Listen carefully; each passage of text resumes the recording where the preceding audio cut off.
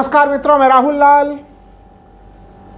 मित्रों, हरियाणा में विधानसभा के चुनाव संपन्न हो चुके हैं और विधानसभा चुनाव संपन्न होने के बाद गोदी मीडिया के चैनल एग्जिट पोल लेके भी आ गए।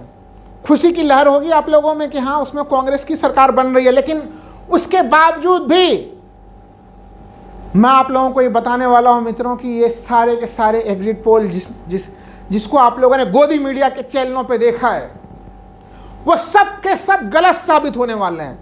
मैं एक एक करके एक एक एजेंसी का नाम बता रहा हूं और अगले कुछ मिनटों में हम लोग समझेंगे कि अगर एग्जिट पोल जो कि कांग्रेस की सरकार भी बना रहे हैं, बीजेपी की सीटों को भी बता रहे हैं, कांग्रेस की सीटों को भी बता रहे हैं, तो फिर मैं क्यों कह रहा हूं कि ये सब के सब गलत है। तो मैं प्रथम दृष्टया ये समझाऊंगा कि ये एग्जिट पोल गलत क्यों है और हरियाणा की ज़मीनी स्थिति क्या है, ज़मीनी हकीकत क्या है, उससे भी मैं आप लोगों को रूबरू कराऊंगा कि ग्राउंड पे आखिर रियल में क्या कहानी बनी है हरियाणा में। लेकिन सबसे पहले आंकड़ों को देखिए, सी वोटर के आंकड़े। बीजेपी को वो 20 से 28 यानी कम से कम 20 और अधिकतम 28 सीट सी वोटर, और कांग्रेस को 50 से 58 सीट वो सी वोटर दे रहा। और मैं कह रहा हूं, ना तो यहाँ पे कांग्रेस के आंकड़े सही हैं, ना तो यहाँ पे भारतीय जनता पार्टी के आंकड़े सही हैं। क्या सही आंकड़े हैं बताऊंगा मैं। दैनिक भास्कर, भारतीय जनता पार्टी को 19 से 29 सीटें और कांग्रेस को 44 से 54 सीटें, दोनों ही आंकड़े गलत मित्रों। अगला ध्रुव रिसर्च, 22 से 32 भारतीय जनता पार्टी, 50 से 64 कांग्रेस, कुछ सत्यता के करीब कांग्रेस के आंकड़े, लेकिन भारतीय जनता पार्टी के आंकड़े अभी भी जमीनी सच्चाई से काफी दूर। P mark, Bharatiya Janata party 27 से 35, बिल्कुल 35 ही पहुंचा दिया। 40 तो पिछले बार ही भारतीय जनता पार्टी लेके आ गई थी। अपर सर्किट को इन्होंने सीधे 35 ही पहुंचा दिया है और कांग्रेस को 51 से 61 दे रहे हैं। ये बॉक्स से भी मैं बिल्कुल सहमत नहीं हूं। ये आंकड़े फिर से गलत होने वाले हैं मित्र। ये जो जिस दे रहे हैं कि 51 से 61, उस पूरे अनुमान को मैं बता रहा हूं गलत अनुमान है वो।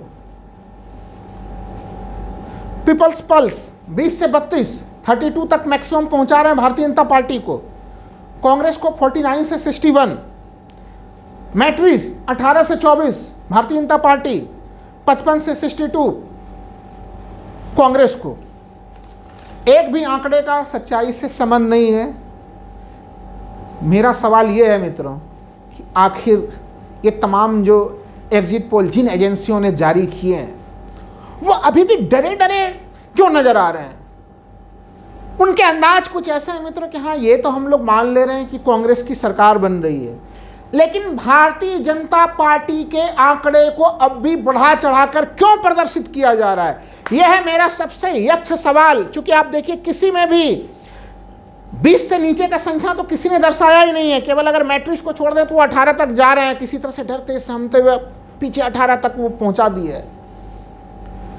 ये आंकड़ों से हरियाणा कहीं से भी मुझे इसके सहमत होने की कोई संभावना नहीं दिखाई देती। और कांग्रेस के आंकड़े को, अपर सर्किट को अगर देखें, 64 पे जाके ब्रेक लगा दिया है। वो भी केवल ध्रुव रिसर्च ने, नहीं तो कांग्रेस के आंकड़े लगभग 58, 55 कुछ ऐसे जगह पे जो है कि उसको रोक लगाई गई है।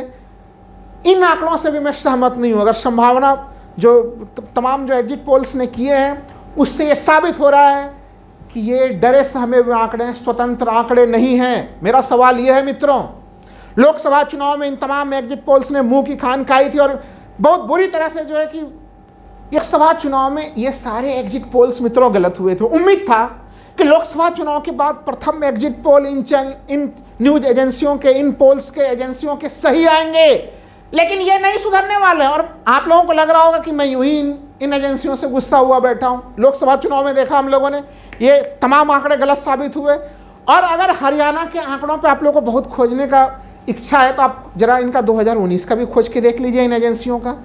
ये वही एजेंसियां हैं, पोल करने वाली वो एजेंसियां जिन्होंने 2019 में भारतीय जनता पार्टी को 78 तक सीटें दे दी, जबकि भारतीय जनता पार्टी 40 पर आके सिमट गई।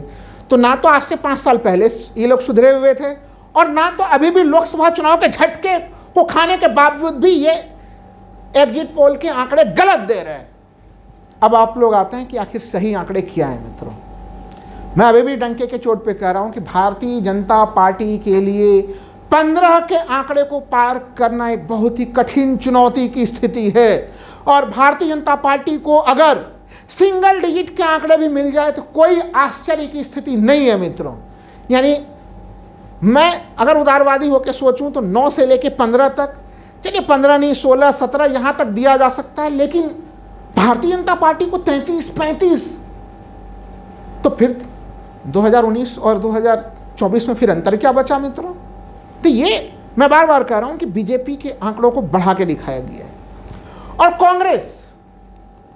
कांग्रेस के आंकड़ों को भी इसमें घटा के दिखाया गया है। ये सबों को पता है कि 8 अक्टूबर को परिणाम आएंगे और एग्जिट पोल्स ये गलत होंगे, लेकिन वो बहुत ज़्यादा लोकसभा चुनाव की तरह गलत साबित नहीं होना चाहते हैं। वो ये तो दिखाना चाह रहे हैं कि कांग्रेस की सरकार बन जाएगी।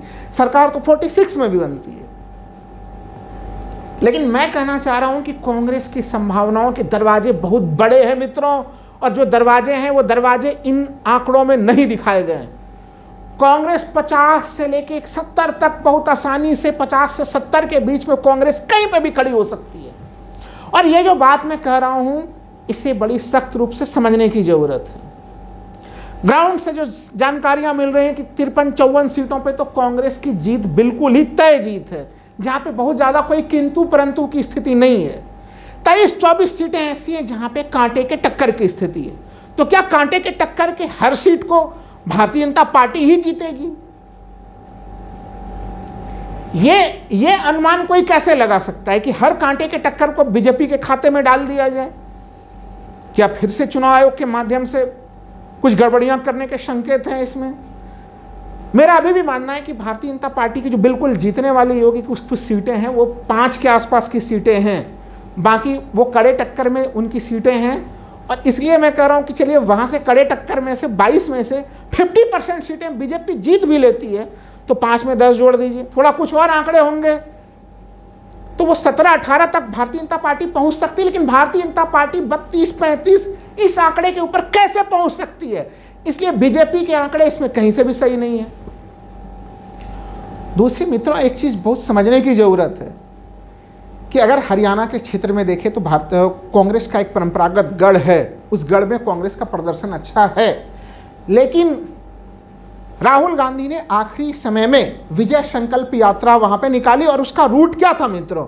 विजय संकल्प यात्रा का रूट वही था जो भारत जोड़ो यात्रा का रूट था, और वो रूट था जीटी रोड बेल्ट, जो कि भारतीय जनता पार्टी का गढ़ था। भारतीय जनता पार्टी की सरकार को बनाने में उसकी बड़ी महत्वपूर्ण भूमिका थी। लेकिन कांग्रेस ने और राहुल गांधी ने बिल्कुल एक मास्टर स्ट्रोक रणनीति चुनाव के आखिरी समय में जो है कि उन्होंने वो रणनीति बनाई और जीटी रोड बेल्ट के जो भारतीय जनता पार्टी के पिच थे उसको, अगर मैं कह दूं कि बिल्कुल क्रिकेट की भाषा में उसकी खुदाई करके उससे तहस नहस करके उसको तोड़ फोड़ दिया उस पिच पे। तो उस पिच पे बीजेपी कैसे खेल सकती है? बीजेपी का पिच नहीं बचा जीटी रोड वाला पिच, वहां पे कांग्रेस अच्छा प्रदर्शन वहां पे करने जा रही है। इसलिए इन चुनाव के परिणाम बड़े इसके गहरे परिणाम होने जा रहे हैं मित्रों। अब आप कुछ टीवी चैनलों पे ये विश्लेषण भी सुनना प्रारंभ कर देंगे। आज से ये विश्लेषण प्रारंभ भी हो गया कि बहुत अच्छे तालमेल की स्थिति नहीं थी, भारतीय जनता पार्टी को राष्ट्रीय स्वयंसेवक संघ का समुचित सहयोग प्राप्त नहीं हुआ, आरएसएस नाराज था। मैं आपको डंके के चोट पे कुछ चीजें बोल देता हूं मित्रों और आप लोग बिल्कुल सहमत होंगे। इस चुनाव को प्रभावित करने वाले मुख्य कारक नंबर 1 किसान आंदोलन। किसान आंदोलन ने हरियाणा में एक तरह से कहीं न कहीं मोदी सरकार की और खट्टर सरकार की लोकप्रियता को बहुत भयानक स्तर पर, उसे निचले स्तर पर गिरा दिया। क्या उस समय राष्ट्रीय स्वयंसेवक संघ के कोई ऐसे प्रयास हम लोगों को याद आते हैं जिसमें आरएसएस या मोहन भागवत जी का कोई बड़ा बयान आया हो कि नहीं बिल्कुल तीनों कृषि कानून बिल्कुल गलत हैं, किसानों को आप सीमा पे मत रोकिए, उनको दिल्ली तक आने दीजिए? क्या ऐसे कोई बयान हम लोगों को दिखते हैं? क्या आरएसएस की तरफ से ऐसा कोई बयान आता है कि नहीं एमएसपी गारंटी कानून होनी चाहिए? ऐसा हम लोगों को कोई भी सार्वजनिक तौर पे ऐसे कोई स्थितियां नहीं आती। मैं अभी भी डंके के चोट पे कह रहा हूं, आरएसएस के लोग जमीन पे काफी सुपर एक्टिव थे और उसके बावजूद भी बीजेपी की स्थिति बनी है। मैं दूसरी स्थिति बता रहा हूं, अग्निवीर मामले को लेकर बहुत जबरदस्त नाराजगी है। उत्तर प्रदेश में भी भारतीय जनता पार्टी का जो प्रदर्शन लोकसभा चुनाव में खराब हुआ उसमें अग्निवीर का बहुत महत्वपूर्ण योगदान रहा और हरियाणा के चुनाव में भी है। अग्निवीर योजना को जब लाया जा रहा था तो क्या आरएसएस ने विरोध किया? उनके कोई असहमति के स्वर सुने? वो हमारे सेना को भी कमजोर कर रहा है और हमारे जवानों को भी कमजोर कर रहा है।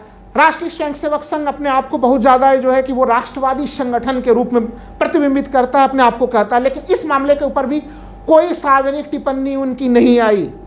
यानी आप सोच के देखिए कि इन बिंदुओं पर भी सरकार के साथ उनकी सहमति थी।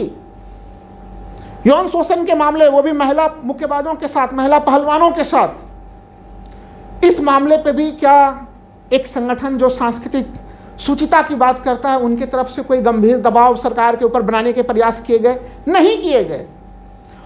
और एक महत्वपूर्ण बिंदु मित्रों, कि अचानक से जब भारतीय जनता पार्टी को बहुत बड़ा जनादेश मिलता है और वहां पे किसी भी व्यक्ति को, जो 2014 में हुआ, खट्टर मनोहर लाल खट्टर जो अभी केंद्रीय मंत्री हैं, उन्हें 2014 में हरियाणा में सीधे सीधे सीएम बना दिया और सीएम बनने से पहले किसी ने भी उनका नाम नहीं सुना था।